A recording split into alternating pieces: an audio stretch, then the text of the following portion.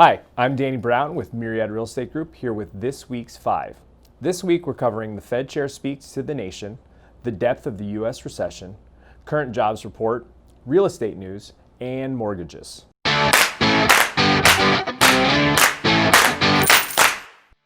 Number 1, Fed Chair speaks to the nation. The Federal Reserve Chair Jerome Powell spoke this week and reconfirmed previous statements that the health of the U.S. economy is very much tied to whether the coronavirus can be kept in check. He also pledged that the central bank would continue to support the U.S. economy as best it could. When asked if they were considering raising rates, he said that isn't even in the picture and hasn't even been a thought. They will continue to leave rates at 0%. He also went on to recognize that the pace of the recovery has started to slow as the virus has made a comeback across the U.S. He pointed to the recent labor market and job numbers slowing and the rise in unemployment taking place again. He stopped, though, at making any recommendations on whether Congress should extend any of the terms of the CARES Act. Number 2, the depth of the U.S. recession is starting to become clear. The U.S. economy contracted at its fastest quarterly rate on record in the second quarter, shrinking by over 9%. What's even worse is the U.S.'s second quarter GDP plunged 33% on an annualized basis. It's not all bad news, though, as some sectors of the economy actually saw massive growth during this time. Recreational goods, vehicles, farm inventories, and most of the tech sector all rose during this time.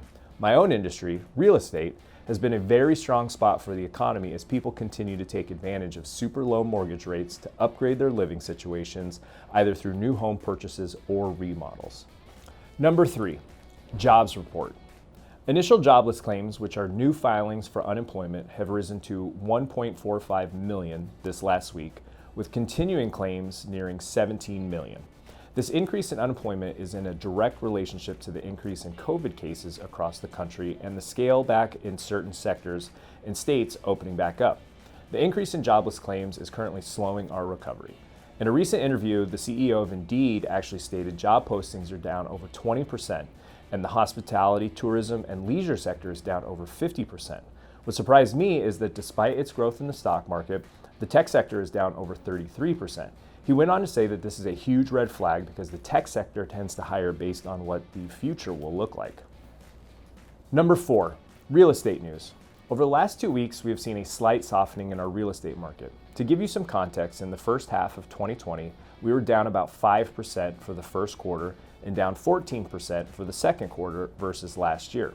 The third quarter, however, has gotten off to a really fast start, with new listings being up 11% compared to this time last year.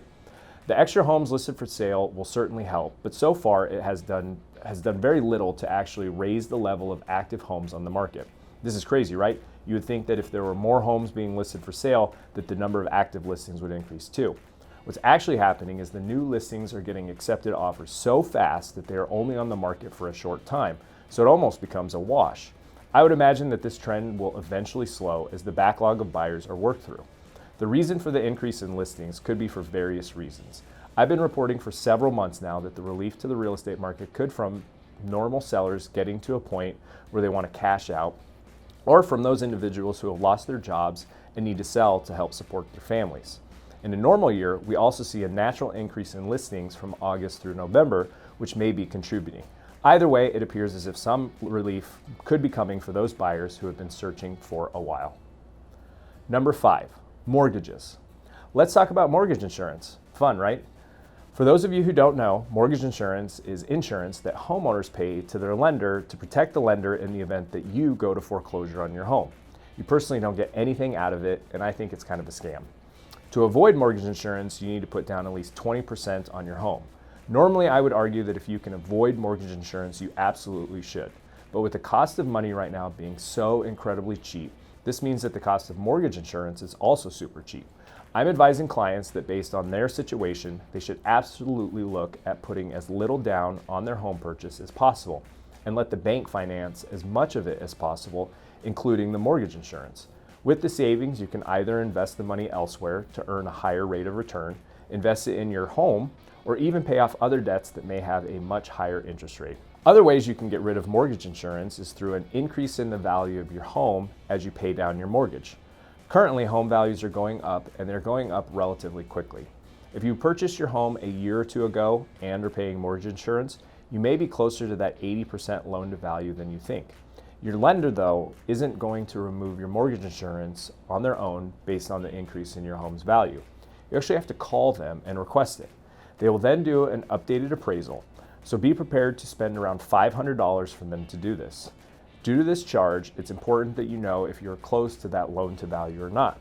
The service we provide to our clients and friends, and we're happy to do it for you too, is we send out an annual market update of the estimate of your home's value. We do this manually too. We're not relying on some AI to do the work for us.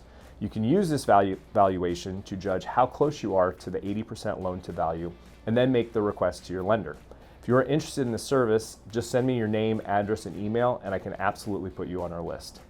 And that's this week's 5. If there are any topics you would like me to cover, let me know in the comments below. Thanks for tuning in, and I will see you next week.